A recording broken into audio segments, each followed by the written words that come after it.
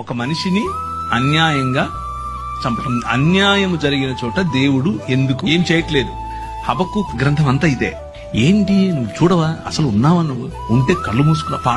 పాట కూడా పాడాడు ఒక ఆయన పాత రోజుల్లో, ఉన్నావా, అసలు ఉన్నావా, ఉంటే కళ్ళు మూసుకున్నావా. అయితే భక్తులు ఏం ఎక్స్పెక్ట్ చేస్తారంటే జరగంగానే ఆయన కత్తెత్తుకొని వచ్చేసి వేసేయాలనుకుంటారు. But God doesn't work like that. ఆయన అలా పనిచేయడు. ఆయన ఏమంటాడు అని అంటే, నా ప్లాన్ ఒకటి ఉంది, నేను చేస్తున్నా, నేను ఒక నూతన కార్యం చేస్తున్నా, అది వస్తుంది, అది జరుగుతుంది, you just need to see it. తీర్పు అనేది ఆయన చేతిలో ఉంది. లెట్స్ పుట్ ఇట్ దిస్ వే.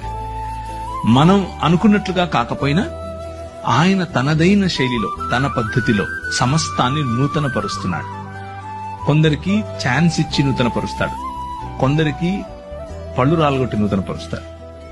రెండిట్లో ఏది కరెక్ట్ అనేది ఆయనకే వదిలేద్దాం.